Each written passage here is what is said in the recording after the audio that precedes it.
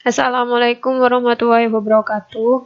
Di sini saya akan membahas mengenai memperoleh pemahaman tentang sistem pengendalian internal klien. 6.1 Definisi pengendalian internal. Pengendalian internal didefinisikan dalam standar audit sebagai proses yang dirancang, diterapkan, dan dipelihara oleh pihak yang bertanggung jawab atas tata kelola, manajemen, dan personel lain untuk memberikan jaminan yang wajar tentang pencapaian tujuan entitas dengan mengutamakan keandalan pelaporan keuangan, efektivitas dan efisiensi operasi, dan kepatuhan terhadap hukum dan peraturan yang berlaku. Istilah kontrol mengacu pada setiap aspek dari satu atau lebih komponen pengendalian internal. 6.2 Tujuan pengendalian internal. Ada 7 tujuan pengendalian internal yang diterima secara umum yang digunakan untuk menentukan apakah lingkungan pengendalian internal yang berkaitan dengan pencatatan transaksi dan saldo efektif. Pengendalian internal dirancang dan diterapkan untuk memastikan bahwa transaksi adalah nyata, dicatat, dinilai dengan benar, diklasifikasikan, diringkas, dan diposting secara tepat waktu. 6.3 Pengendalian internal tingkat entitas. 6.3.1 Lingkungan pengendalian. Lingkungan pengendalian menentukan nada suatu entitas dan mempengaruhi kesadaran pengendalian dari orang-orangnya. 6.3.2 Proses penilaian risiko entitas.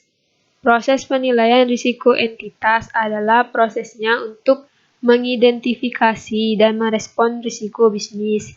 Untuk tujuan pelaporan keuangan, proses penilaian risiko entitas mencakup bagaimana manajemen mengidentifikasi risiko yang relevan dengan penyusunan laporan keuangan yang memberikan pandangan yang benar dan wajar sesuai dengan kerangka pelaporan keuangan yang berlaku entitas. 6.3.3 Sistem informasi dan komunikasi. Peran sistem informasi adalah untuk menangkap dan menukar informasi yang diperlukan untuk melakukan, mengelola, dan mengendalikan operasi suatu entitas. 6.3.4 Kegiatan pengendalian. Aktivitas pengendalian adalah kebijakan dan prosedur yang membantu memastikan arahan manajemen dilaksanakan. Mereka membantu menjamin bahwa tindakan yang diperlukan diambil untuk mengatasi risiko yang mempengaruhi pencapaian tujuan organisasi. 6.3.5 Pemantauan pengendalian.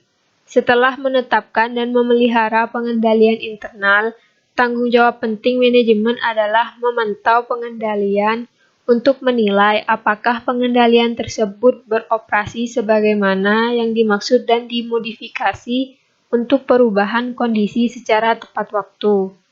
6.3.6 Pengendalian internal dalam entitas kecil. Dalam entitas yang lebih kecil, seringkali terdapat batasan seputar kemampuan entitas untuk menerapkan pengendalian internal yang efektif. Hal ini disebabkan sedikitnya jumlah karyawan yang pada akhirnya berdampak pada kemampuan organisasi untuk memisahkan tugas. 6.4 Pengendalian internal tingkat transaksi. 6.4.1 Contoh arus transaksi proses penjualan. Alur transaksi dalam proses penjualan tipikal untuk klien yang menjual barang mencakup pemrosesan pesanan, persetujuan kredit, pengiriman barang, faktur pelanggan, dan pencatatan penjualan dan piutang dagang. Alur transaksi untuk klien yang menjual layanan adalah sama, tetapi bukannya mengirim barang, klien menjual atau melakukan layanan. 6.4.2 Contoh arus transaksi proses biaya penjualan. Biaya penjualan dalam laporan laba rugi dapat mencakup pembelian persediaan, penambahan biaya dan overhead, mengurangi biaya penjualan untuk setiap persediaan yang tersisa atau diverifikasi oleh StockTake, dan mentransfer nilai persediaan yang ada ke buku besar persediaan di lembaran saldo. 6.5.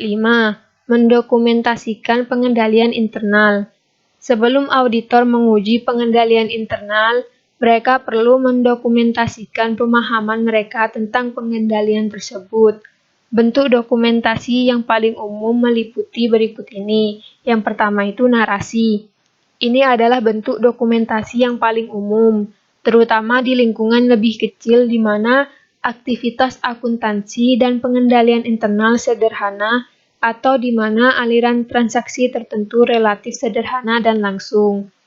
2. Diagram alir dan diagram logika. Bentuk dokumentasi ini digunakan di lingkungan yang lebih besar dan lebih kompleks. 3. Kombinasi narasi dan diagram alur. Bentuk pendokumentasian kontrol internal ini biasanya berupa halaman yang dibagi menjadi dua bagian dengan diagram alur proses di sisi kiri dan narasi yang menjelaskan setiap langkah dalam aliran di sisi kanan. 4. Daftar periksa dan kuesioner yang telah diformat sebelumnya. Daftar periksa atau kuesioner pengendalian internal adalah teknik lain yang digunakan untuk secara sistematis mengidentifikasi jenis prosedur pengendalian internal yang paling umum yang harus ada. 6.6. Mengidentifikasi kekuatan dan kelemahan dalam sistem pengendalian internal. Hasil penting lainnya dari memahami sistem pengendalian internal yang diterapkan klien adalah kemampuan untuk melakukan observasi, menarik kesimpulan, dan menawarkan rekomendasi mengenai kekuatan dan kelemahan yang diamati. Sementara klien akan sering tertarik untuk mendapatkan umpan balik dari auditor eksternal mengenai kekuatan relatif dari pengendalian internal mereka. Fokus biasanya pada area kelemahan yang diidentifikasi. 6.7. Surat manajemen. Surat manajemen, terkadang disebut sebagai surat rekomendasi, adalah penyampaian yang disiapkan oleh tim audit dan diberikan kepada pihak yang bertanggung jawab atas tata kelola. Surat manajemen membahas kelemahan pengendalian internal dan hal-hal lain yang ditemukan selama audit berlangsung. Tujuan surat manajemen adalah untuk memberitahu klien tentang rekomendasi auditor untuk meningkatkan pengendalian internalnya. Sekian pembahasan kali ini.